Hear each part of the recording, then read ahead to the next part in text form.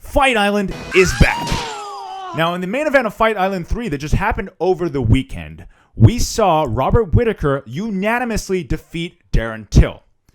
And we also knew that the winner of that match was most likely to face the winner of the Adesanya versus Costa match that was happening on later on. And ultimately, this would determine the UFC middleweight champion. Now, a lot was in line for both fighters. And for Darren Till, this has significantly affected his chances at UFC Gold. Which sucks, I guess. Boo-hoo, Darren. Sweet Caroline. But he went downhill when he was choked up by R&B singer Tyrone Woodley. Oh, I'm so in love with you. Oh, I'm so done with you. Available now on Amazon for 99 cents. After his conversion to street Catholicism,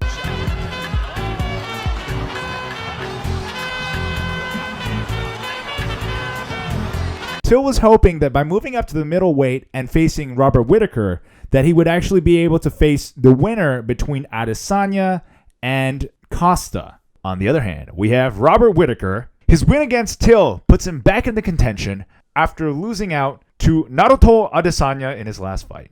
I do, however, think that if Adesanya does indeed defeat Costa, that Whittaker's going to have to grease some wheel with Uncle Dana in order to get next in line. If not, he risks being skipped in favor of Jared Cannonier. I mean, after all, we know that Whittaker did indeed lose to Adesanya before. And the main card also featured some pretty interesting young up-and-coming talents as well as veterans. The first card of the night was a fight between great value Conor McGregor against Walmart brand Khabib. Damn, dude. Just kidding, guys. This Kazmat dude, he's legit. In 10 days, 2 fights, he was touched only twice. Damn, man. I don't know about you, but those stats are pretty damn incredible. Okay?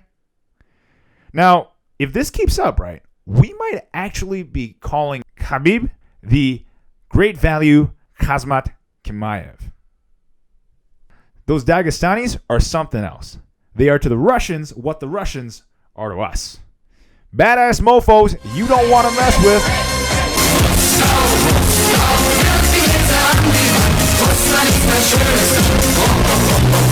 Rhys McKee, on the other hand, learned his lesson the hard way. He was put down against the Russian-Swedish fighter without landing a single strike. And that's going to leave shockwaves throughout the division that even Kamaru Usman cannot ignore. Who? Who? The who? The who? Who's that? Who's that? The night also featured Lil Nog's trilogy fight against Mauricio Shogun Hua. Now, casual fans were probably sleeping on this one, but anyone who knows their UFC knows that this was one you probably didn't want to miss. And despite the fact that Lil Nog has lost 3 successive fights to Mauricio Shogun Hua, he did put up a stellar performance last night and forever be remembered as one of the pioneers of this sport. Swedish Mauler and Viking Alexander Gustafsson made a comeback from retirement only to quickly lose to Fabricio Verdum. Now, you could have said this was probably like a welcome party for both guys, because Fabricio actually just came back from a 2-year-long doping ban by the US ADA. The violation in question was a substance called trenbolone acetate. What the hell is trenbolone acetate? Well, let me tell you. Trenbolone acetate is a substance used in livestock to grow muscle and increase appetite. But before you judge, it's probably important to point out that Fabricio came from a different era of Obereems and Belforts.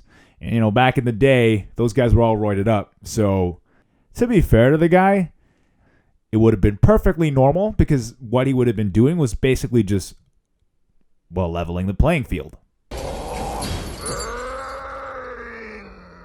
And that's it for today's episode. Catch us again next week for the latest news in sports. And this is Jocks and Geeks.